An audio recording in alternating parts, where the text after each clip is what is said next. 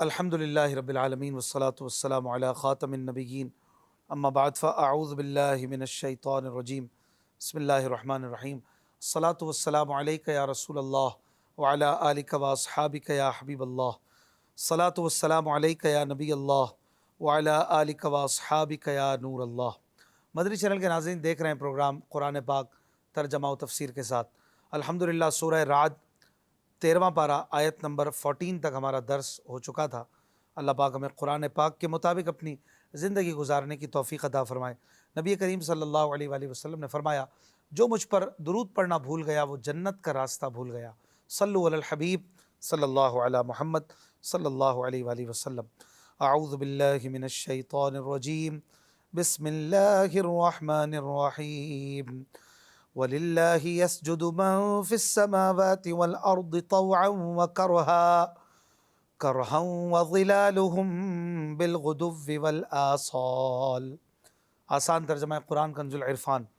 اور جو آسمانوں اور زمین میں ہیں سب خوشی سے خواہ مجبور ہو کر اللہ ہی کو سجدہ کرتے ہیں، اور ان کے سائے ہر صبح و شام۔ ناظرین اکرام، یہاں فرمایا گیا کہ آسمانوں میں جتنے فرشتے ہیں اور زمین میں جتنے اہل ایمان ہیں سب خوشی سے، جبکہ کافر و منافق شدت اور تنگی کی حالت میں مجبور ہو کر اللہ پاک ہی کو سجدہ کرتے ہیں۔ اور سجدے کا ایک مطلب یہ ہے کہ وہ حکم الہی کے سامنے بے بس ہیں، اور اللہ پاک جیسے چاہے ان میں تصرف فرماتا ہے، اور سب اللہ پاک کے قانون فطرت کے پابند ہیں۔ یاد رہے کہ اس آیت کو پڑھنے اور سننے سے سجدہ واجب ہو جاتا ہے۔ یہاں پر مزید آگے فرمایا کہ ان کے سائے ہر صبح و شام، یعنی سائے بھی سجدہ کرتے ہیں، اور اس سے مراد یہ ہے کہ سائے بھی اول و آخر اللہ پاک کے حکم کے پابند ہیں۔ جتنا وہ چاہتا ہے بڑھا دیتا ہے، جتنا چاہتا ہے گھٹا دیتا ہے۔ سائے تو سارا دن ہی ہوتے ہیں، لیکن آیت میں صبح و شام کا بطور خاص اس لیے ذکر فرمایا گیا کہ ان دو اوقات میں سایوں کا چھوٹا یا بڑا ہونا واضح طور پر نظر آتا ہے۔ آگے اللہ پاک ارشاد فرماتا ہے، قُلْ مَن رَّبُّ السَّمَاوَاتِ وَالْأَرْضِ قُلِ اللَّهُ قُلْ أَفَاتَّخَذْتُم مِّن دُونِهِ أَوْلِيَاءَ لَا يَمْلِكُونَ لِأَنفُسِهِمْ نَفْعًا وَلَا ضَرًّا قُلْ هَلْ يَسْتَوِي الْأَعْمَى وَالْبَصِيرُ أَمْ هَلْ تَسْتَوِي الظُّلُمَاتُ وَالنُّورُ أَمْ جَعَلُوا لِلَّهِ شُرَكَاءَ خَلَقُوا كَخَلْقِهِ فَتَشَابَهَ الْخَلْقُ عَلَيْهِمْ قُلِ اللَّهُ خَالِقُ كُلِّ شَيْءٍ وَهُوَ الْوَاحِدُ الْقَهَّارُ۔ آسان ترجمہ قرآن کنز العرفان۔ تم فرماؤ آسمانوں اور زمین کا رب کون ہے؟ تم خود ہی فرما دو، اللہ۔ تم فرماؤ تو اے لوگو، کیا تم نے اس کے سوا مددگار بنا رکھے ہیں جو اپنے لیے نفع اور نقصان کے مالک نہیں ہیں؟ تم فرماؤ، کیا اندھا اور آنکھ والا برابر ہو جائیں گے، یا کیا اندھیرے اور روشنی برابر ہو جائیں گے؟ یا کیا انہوں نے اللہ کے لیے ایسے شریک ٹھہرا لیے ہیں جنہوں نے اللہ کی تخلیق کی طرح کچھ پیدا کیا ہو؟ تو ان کافروں کو پیدا کرنے کا معاملہ ایک جیسا لگا ہو۔ تم فرماؤ اللہ ہر شے کا خالق ہے، اور وہ اکیلا سب پر غالب ہے۔ ناظرین اکرام، یہاں پر فرمایا گیا کہ اے حبیب صلی اللہ علیہ وآلہ وسلم، آپ ان مشرکین سے فرمائیں جو بتوں کی عبادت کرتے ہیں کہ زمین و آسمان کا مالک کون ہے، ان کے معاملات کی تدبیر کون فرماتا ہے، ان دونوں کو پیدا کرنے والا کون ہے؟ اگر وہ جواب نہ دیں تو آپ خود ہی فرما دیں کہ زمین و آسمان کا رب اللہ پاک ہے، کیونکہ اس سوال کا اس کے سوا اور کوئی جواب ہی نہیں۔ اور مشرکین بھی اللہ کے غیر کی، اللہ پاک کے علاوہ جن بتوں کی عبادت کرتے ہیں، اس کے باوجود اس بات کو بھی مانتے ہیں کہ آسمان و زمین کا خالق اللہ پاک ہے۔ جب یہ امر مسلم ہے تو اے حبیب صلی اللہ علیہ وآلہ وسلم، آپ مشرکین سے فرما دیں کہ کیا تم نے زمین و آسمان کے رب کے سوا بتوں کو مددگار بنا رکھا ہے، حالانکہ وہ بت اپنے لیے نفع اور نقصان کے مالک نہیں ہیں؟ جب ان کی بے قدرتی اور بے چارگی کا یہ عالم ہے تو وہ دوسرے کو کیا نفع و نقصان پہنچا سکتے ہیں؟ ایسوں کو معبود بنانا اور اس کے بالمقابل خالق، رازق، قوی اور قادر کو چھوڑ دینا انتہا درجے کی گمراہی ہے۔ پھر فرمایا کہ تم فرماؤ، کیا اندھا اور آنکھ والا برابر ہو جائیں گے؟ یہاں پر اللہ پاک نے بتوں کو پوجنے والے مشرکین اور اللہ پاک کی عبادت کرنے والے مومنین کی ایک مثال بیان فرمائی ہے۔ چنانچہ فرمایا کہ حبیب صلی اللہ علیہ وآلہ وسلم، آپ فرما دیں، کیا اندھا اور آنکھ والا برابر ہو سکتے ہیں، یا اندھیرے اور روشنی برابر ہو جائیں گے؟ تو جس طرح اندھا اور آنکھ والا برابر نہیں ہو سکتے، اسی طرح کافر اور مومن بھی برابر نہیں ہو سکتے، اور جس طرح اندھیرے اور روشنی برابر نہیں ہو سکتے، اسی طرح کفر و شرک اور ایمان بھی برابر نہیں ہو سکتے۔ کافر کو اندھے جیسا اس لیے فرمایا گیا ہے کہ اندھا انسان درست راستے پر نہیں چلتا، اسی طرح کافر بھی سیدھے راستے پر نہیں چلتا۔ پھر آگے فرمایا کہ کیا انہوں نے اللہ کے لیے شریک ٹھہرا لیے ہیں؟ یہاں پر مزید بت پرستوں کا رد کیا گیا ہے، اور خلاصہ یہ ہے کہ یہ مشرکین جو بتوں کو اللہ پاک کا شریک قرار دیتے ہیں، کیا ان کے علم میں ہے کہ بتوں نے بھی کوئی مخلوق پیدا کی ہے، جس کی وجہ سے انہیں یہ شبہ ہو گیا کہ بت بھی خالق ہیں اور اللہ پاک بھی خالق ہے؟ اور جب اللہ پاک اپنے خالق ہونے کی وجہ سے عبادت کا مستحق ہے تو یہ بت بھی اس وجہ سے عبادت کے مستحق ٹھہرے۔ بلکہ حقیقت یہ ہے کہ مشرکین یہ بات اچھی طرح جانتے ہیں کہ بتوں نے کبھی کوئی چیز پیدا نہیں کی، بلکہ انہیں خود ان کے ہاتھوں نے بنایا ہے، ان کے پوجنے والوں نے انہیں تیار کیا ہے۔ تو جب حق بات یہی ہے تو مشرکین کا بتوں کو عبادت میں اللہ پاک کا شریک ٹھہرانا جہالت کے سوا اور کیا ہو سکتا ہے؟ اور حقیقت یہی ہے کہ ہر شے کا خالق اللہ پاک ہے، اور وہی سب پر غالب ہے، اور سب کچھ اسی کی قدرت اور اختیار میں ہے۔ دنیا اور آخرت میں جو کچھ کسی کے پاس ہے یا ہوگا وہ سب اللہ پاک کے دینے سے ہے اور ہوگا، جیسے فرشتوں کی عظیم قوتیں، انبیاء علیہم السلام اور اولیاء رحمت اللہ تعالی علیہم کی عظیم طاقتیں، معجزات و کرامات، اور یوں ہی دنیا میں لوگوں کی بادشاہتیں، ملکیتیں، حکومتیں وغیرہ سب اللہ پاک کے دینے سے ہیں۔ اللہ پاک کے ارادے کے بغیر کوئی ایک ذرے کا بھی مالک و مختار نہیں بن سکتا۔ اگلی آیت میں اللہ پاک فرماتا ہے انزل من السماء ماء فسالت اودية بقدرها فاحتمل السيل زبدا رابيا ومما يوقدون عليه في النار ابتغاء حلية أو متاع زبد مثله كذلك يضرب الله الحق والباطل فأما الزبد فيذهب جفاء وأما ما ينفع الناس فيمكث في الأرض كذلك يضرب الله الأمثال۔ آسان ترجمہ قرآن کنز العرفان۔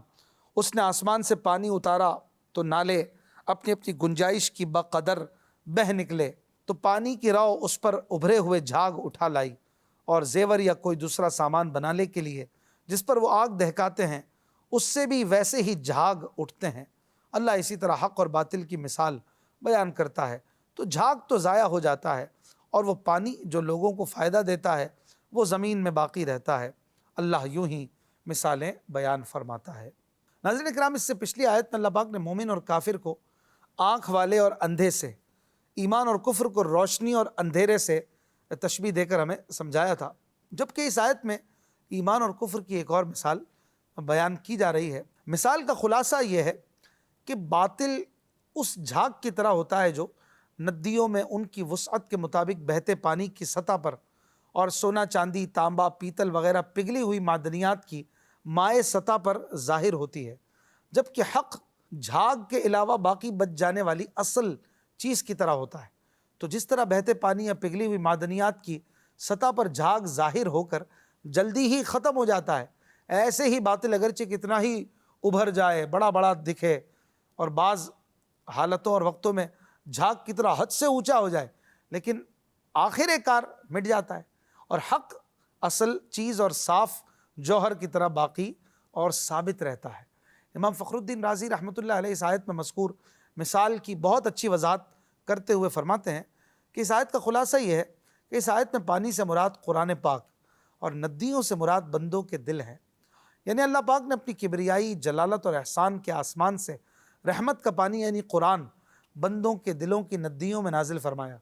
تو جس طرح ندیوں میں پانی جگہ پاتا ہے، اسی طرح دلوں میں قرآنی علوم کے انوار جگہ پاتے ہیں، اور جس طرح ندیوں میں ان کی گنجائش اور وسعت کے اعتبار سے پانی کم یا زیادہ ہوتا ہے، اسی طرح دلوں کی پاکیزگی اور نجاست، قوت فہم کی زیادتی اور کمی کے اعتبار سے ان میں قرآن پاک کے انوار کم اور زیادہ ہوتے ہیں۔ اور جس طرح بہتے پانی کی سطح پر ابھرنے والی جھاگ اور پگھلی ہوئی معدنیات کی سطح پر ظاہر ہونے والا میل کچیل جلدی زائل ہو جاتا ہے، اسی طرح قرآن مجید کے مضامین میں بظاہر جو شکوک و شبہات ہوتے ہیں وہ سرور عالم صلی اللہ علیہ وآلہ وسلم کے ارشادات اور علماء کے بیانات سے جلد زائل ہو جاتے ہیں، اور عقائد، شرعی احکام کی تصریحات، ہدایات اور علمی نکات باقی رہ جاتے ہیں۔ اگلی آیت میں اللہ پاک فرماتا ہے لِلَّذِينَ اسْتَجَابُوا لِرَبِّهِمُ الْحُسْنَى وَالَّذِينَ لَمْ يَسْتَجِيبُوا لَهُ لَوْ أَنَّ لَهُم مَّا فِي الْأَرْضِ جَمِيعًا وَمِثْلَهُ مَعَهُ لَافْتَدَوْا بِهِ أُولَئِكَ لَهُمْ سُوءُ الْحِسَابِ وَمَأْوَاهُمْ جَهَنَّمُ وَبِئْسَ الْمِہَادُ۔ آسان ترجمہ قرآن کنز العرفان۔ جن لوگوں نے اپنے رب کا حکم مانا انہی کے لیے بھلائی ہے، اور جنہوں نے اس کا حکم نہ مانا ان کا حال یہ ہوگا کہ اگر زمین میں جو کچھ ہے وہ سب اور اس جیسا اور اس کے ساتھ ہوتا تو اپنی جان چھڑانے کو دے دیتے۔ ان کے لیے برا حساب ہوگا اور ان کا ٹھکانہ جہنم ہے، اور وہ کیا ہی برا ٹھکانہ ہے۔ ناظرین کرام، اس آیت کا خلاصہ یہ ہے کہ جن لوگوں نے اللہ پاک کی وحدانیت کا اقرار کیا، اللہ پاک اور اس کے رسول صلی اللہ علیہ وآلہ وسلم پر ایمان لائے، تو انہی کے لیے بھلائی یعنی جنت ہے۔ اور جو لوگ اپنے کفر و شرک پر قائم رہے ان کا حال یہ ہوگا کہ یہ اس قدر خوفناک اور تکلیف دہ حالت میں ہوں گے کہ اس سے جان چھڑانے کے لیے اگر زمین میں جو کچھ ہے وہ سب اور اس جیسا اور اس کے ساتھ ہوتا تو قیامت کے دن جہنم کے عذاب سے اپنی جانوں کو بچانے کے لیے فدیے کے طور پر دے دیتے، لیکن ان کی جان پھر بھی نہیں چھوٹے گی۔ اس آیت میں اگرچہ کفار کے حساب میں سختی کیے جانے کا ذکر ہے، لیکن جداگانہ طور پر مسلمانوں کو بھی حساب کی سختی کے معاملے میں ڈرایا گیا ہے۔ حضرت عائشہ صدیقہ رضی اللہ عنہ فرماتی ہیں، میں نے رسول اللہ صلی اللہ علیہ وآلہ وسلم کو اپنی بعض نمازوں میں یہ عرض کرتے ہوئے سنا، اللہم حاسبنی حسابا یسیرا، اے اللہ مجھ سے آسان حساب لے۔ جب نماز سے فارغ ہوئے تو میں نے عرض کی، یا رسول اللہ صلی اللہ علیہ وآلہ وسلم آسان حساب کیا ہے؟ ارشاد فرمایا، آسان حساب یہ ہے کہ اس کے نامہ اعمال پر نظر کرا دی جائے، پھر اسے معافی دے دی جائے۔ اے عائشہ، جس سے حساب میں اس دن جرا کی گئی وہ ہلاک ہو جائے گا۔ لہٰذا ہمیں بھی ناظرین اپنے حساب کے بارے میں فکر کرنی چاہیے اور ایسے اعمال اختیار کرنے چاہیے جن کی برکت سے اللہ پاک حساب میں آسانی فرماتا ہے۔ چنانچہ حضرت ابو ہریرہ رضی اللہ عنہ سے روایت ہے کہ سرور عالم صلی اللہ علیہ وآلہ وسلم نے فرمایا کہ 3 اوصاف جس شخص میں ہوں گے اللہ پاک اس کے حساب میں آسانی فرمائے گا اور اپنی رحمت سے اسے جنت میں داخل فرما دے گا۔ صحابہ اکرام رضی اللہ عنہم نے عرض کیا، رسول اللہ صلی اللہ علیہ وآلہ وسلم ہمارے ماں باپ آپ پر فدا ہوں، وہ کون سے اوصاف ہیں؟ ارشاد فرمایا، جو تمہیں محروم کرے تم اسے عطا کرو، جو تم سے رشتہ داری ختم کرے تم اس سے رشتہ داری جوڑو، اور جو تم پر ظلم کرے تم اسے معاف کر دو۔ جب تم ایسا کرو گے تو اللہ پاک اپنی رحمت سے تمہیں جنت میں داخل فرمائے گا۔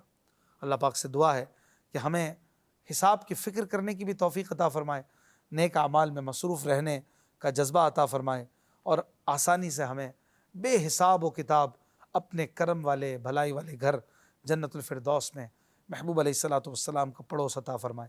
اگلی آیت میں ارشاد فرماتا ہے، أَفَمَن يَعْلَمُ أَنَّمَا أُنزِلَ إِلَيْكَ مِن رَّبِّكَ الْحَقُّ كَمَنْ هُوَ أَعْمَىٰ إِنَّمَا يَتَذَكَّرُ أُولُو الْأَلْبَابِ الَّذِينَ يُوفُونَ بِعَهْدِ اللَّهِ وَلَا يَنقُضُونَ الْمِيثَاقَ۔ آسان ترجمہ قرآن کنز العرفان۔ وہ آدمی جو یہ جانتا ہے کہ جو کچھ تمہاری طرف تمہارے رب کے پاس سے نازل کیا گیا ہے وہ حق ہے، تو کیا وہ اس جیسا ہے جو اندھا ہے؟ صرف عقل والے ہی نصیحت مانتے ہیں، وہ جو اللہ کا عہد پورا کرتے ہیں اور معاہدے کو توڑتے نہیں۔ ناظرین کرام، اس آیت کا خلاصہ یہ ہے کہ وہ آدمی جو یہ جانتا ہے کہ جو کچھ رسول اللہ صلی اللہ علیہ وآلہ وسلم پر اللہ پاک کی طرف سے نازل کیا گیا ہے وہ حق ہے، اور وہ اس پر ایمان لاتا اور اس کے مطابق عمل کرتا ہے، تو کیا وہ اس جیسا ہے جو دل کا اندھا ہے، جو حق کو جانتا ہے، نہ قرآن پر ایمان لاتا ہے، نہ اس کے مطابق زندگی گزارتا ہے؟ حضرت عبداللہ ابن عباس رضی اللہ عنہما فرماتے ہیں، یہ آیت حضرت حمزہ ابن عبد المطلب رضی اللہ عنہ اور ابو جہل کے بارے میں نازل ہوئی۔ ایک قول یہ ہے کہ یہ آیت حضرت عمار بن یاسر رضی اللہ عنہ اور ابو جہل کے بارے میں اتری۔ حضرت علامہ احمد ساوی رحمۃ اللہ علیہ فرماتے ہیں، ان آیات میں اگرچہ حضرت حمزہ رضی اللہ عنہ کی اچھی صفات پر ان کی تعریف کی گئی اور ان صفات کے بدلے بھلائی کا وعدہ فرمایا گیا، اور ابو جہل کی بری صفات کی مذمت کی گئی اور ان بری صفات کے بدلے برے انجام کی وعید سنائی گئی، لیکن چونکہ اعتبار الفاظ کے عموم کا ہوتا ہے نہ کہ سبب نزول کی خصوصیت کا، لہٰذا حضرت حمزہ رضی اللہ عنہ کے لیے وعدے کی آیات میں قیامت تک آنے والے وہ تمام لوگ بھی شامل ہیں جو حضرت حمزہ کے نقش قدم پر چلیں گے اور ان جیسی صفات اپنائیں گے۔ یوں ہی ابو جہل کے لیے وعید کی آیات میں قیامت تک آنے والے وہ تمام افراد داخل ہیں جو ابو جہل کے نقش قدم پر چلیں گے۔ اللہ پاک ہمیں حضرت حمزہ رضی اللہ عنہ کے نقش قدم پر چلنے کی توفیق عطا فرمائے۔ پھر آگے فرمایا گیا کہ عقل والے ہی نصیحت مانتے ہیں، یعنی قرآن کی نصیحتیں وہی قبول کرتے ہیں اور ان نصیحتوں پر وہی عمل کرتے ہیں جو عقل مند ہے، اور ان کی عقل وہم کے عارضے سے صاف ہے۔ پھر فرمایا کہ وہ جو اللہ کا عہد پورا کرتے ہیں اور وعدے کو نہیں توڑتے، یعنی آخرت کا انجام انہی کے لیے جو اللہ پاک سے کیا ہوا عہد پورا کرتے ہیں، کہ اس کی ربوبیت کی گواہی دیتے ہیں، اس کا حکم مانتے ہیں، اللہ پاک سے کیے ہوئے عہد اور ان معاہدوں کو نہیں توڑتے جو انہوں نے لوگوں کے ساتھ کیے ہوتے ہیں۔ اگلی آیت میں اللہ پاک ارشاد فرماتا ہے والذین یصلون ما امر اللہ به ان یوصل ویخشون ربهم ویخافون سوء الحساب۔ آسان ترجمہ قرآن کنز العرفان، اور وہ جو اسے جوڑتے ہیں جس کے جوڑنے کا اللہ نے حکم دیا، اور اپنے رب سے ڈرتے ہیں اور برے حساب سے خوف زدہ ہیں۔ ناظرین اکرام، اس آیت کا مطلب یہ ہے کہ اللہ پاک کی تمام کتابوں اور اس کے کل رسولوں پر ایمان لاتے ہیں، بعض کو مان کر اور بعض سے منکر ہو کر ان میں تفریق نہیں کرتے۔ یہی معنی ہے کہ رشتہ داری کے حقوق کی رعایت کرتے ہیں اور رشتہ داری نہیں توڑتے۔ اسی میں رسول کریم صلی اللہ علیہ وآلہ وسلم کی قرابتیں اور ایمانی قرابتیں بھی داخل ہیں۔ سادات کرام کا احترام، مسلمانوں کے ساتھ محبت، احسان، ان کی مدد کرنا، ان کی طرف سے مدافعت کرنا، ان کے ساتھ شفقت سے پیش آنا، سلام اور دعا کرنا، مسلمان مریضوں کی عیادت کرنا، اپنے دوستوں، خادموں، ہمسایوں اور سفر کے ساتھیوں کے حقوق کی رعایت کرنا بھی اس میں داخل ہے۔ حضرت جبیر بن مطعم رضی اللہ عنہ سے روایت ہے کہ حضور علیہ الصلوۃ والسلام نے فرمایا کہ رشتہ داری توڑنے والا جنت میں نہیں جائے گا۔ حضرت ابو ہریرہ رضی اللہ عنہ سے روایت ہے حضور علیہ الصلوۃ والسلام نے فرمایا جس کو یہ بات اچھی لگتی ہے کہ اس کا رزق فراخ ہو اور اس کی عمر دراز ہو، اسے چاہیے کہ صلہ رحمی کرے، یعنی رشتہ داری جوڑنے کی نیکی کرے۔ رسول اللہ صلی اللہ علیہ وآلہ وسلم نے ارشاد فرمایا کہ بدلہ لینے والا صلہ رحمی کرنے والا نہیں، بلکہ صلہ رحمی کرنے والا وہ ہے کہ جب اس سے رشتہ توڑا جائے تو وہ اسے جوڑے۔ حضرت عبداللہ ابن عباس رضی اللہ عنہما سے روایت ہے سرکار دو عالم صلی اللہ علیہ وآلہ وسلم نے ارشاد فرمایا وہ ہم میں سے نہیں جو ہمارے چھوٹوں پر رحم نہ کرے اور ہمارے بڑوں کی تعظیم نہ کرے اور اچھی باتوں کا حکم نہ کرے اور بری باتوں سے منع نہ کرے۔ رسول اللہ صلی اللہ علیہ وآلہ وسلم نے ارشاد فرمایا اللہ پاک کے نزدیک ساتھیوں میں وہ بہتر ہے جو اپنے ساتھی کا خیر خواہ ہو، اور پڑوسیوں میں اللہ پاک کے نزدیک وہ بہتر ہے جو اپنے پڑوسی کا خیر خواہ یعنی بھلا کرنے والا ہو۔ حضرت عبداللہ ابن عمر رضی اللہ عنہما سے روایت ہے حضور علیہ الصلوۃ والسلام نے فرمایا ایک مسلمان دوسرے مسلمان کا بھائی ہے، نہ اس پر ظلم کرے نہ اسے ظالم کے حوالے کرے۔ جو شخص اپنے بھائی کی حاجت روائی میں رہتا ہے تو اللہ پاک اس کی حاجت روائی میں رہتا ہے۔ جو شخص مسلمان سے کسی ایک تکلیف کو دور کر دے تو اللہ پاک قیامت کی تکالیف میں سے اس کی ایک تکلیف دور کر دے گا۔ جس نے کسی مسلمان کی پردہ پوشی کی اللہ پاک قیامت کے دن اس کی پردہ پوشی فرمائے گا۔ حضرت معاذ بن انس رضی اللہ عنہ سے روایت ہے کہ رسول کریم صلی اللہ علیہ وآلہ وسلم نے فرمایا جس نے کسی منافق کے مقابلے میں مومن کی حمایت کی تو اللہ پاک قیامت کے دن اس کی حمایت میں ایک فرشتہ کھڑا کرے گا جو اسے دوزخ کی آگ سے بچائے گا، اور جو کسی مسلمان کو ذلیل کرنے کی غرض سے اس پر الزام لگائے تو اللہ پاک اسے جہنم کے پل پر روک لے گا یہاں تک کہ وہ اپنے کہنے کے مطابق عذاب پالے۔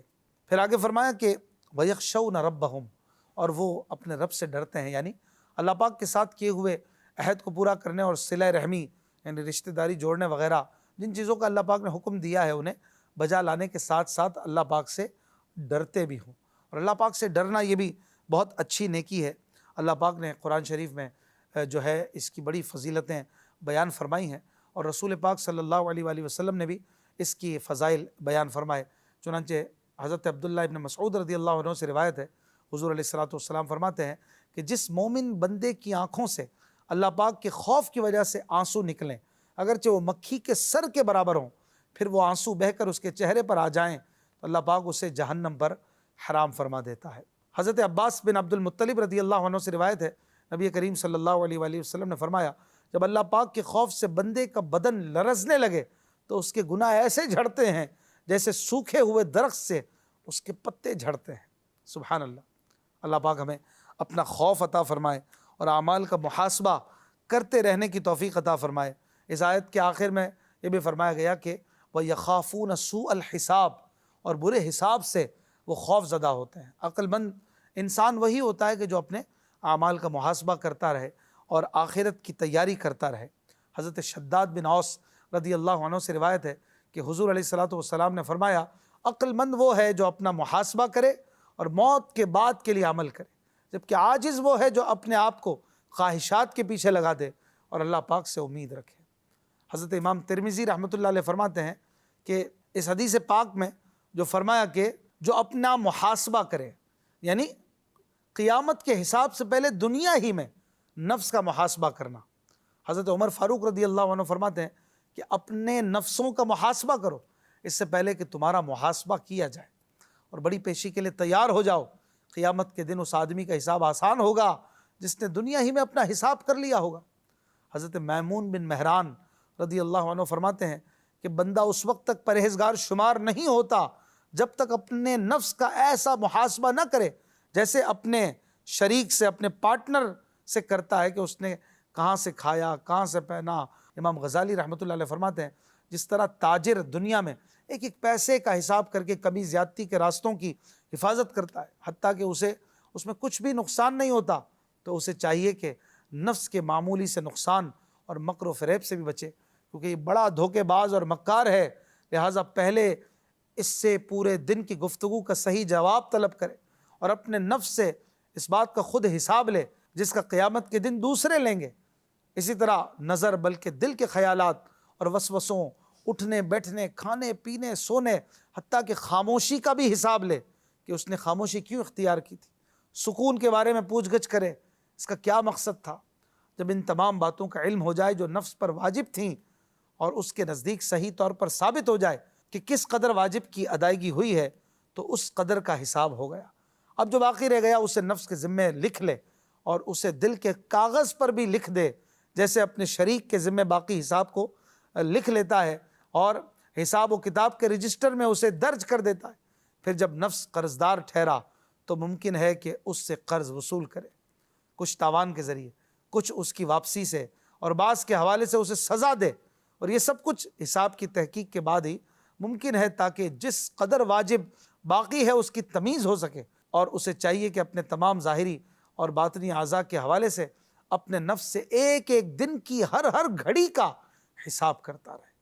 اللہ پاک ہمیں اپنے اعمال کا محاسبہ کرتے رہنے کی توفیق عطا فرمائے اور قرآن و شریعت کے مطابق اپنی زندگی گزارنے کی توفیق عطا فرمائے۔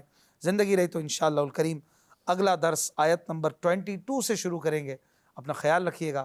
صلو علی الحبیب صلی اللہ علی محمد صلی اللہ علیہ وآلہ وسلم۔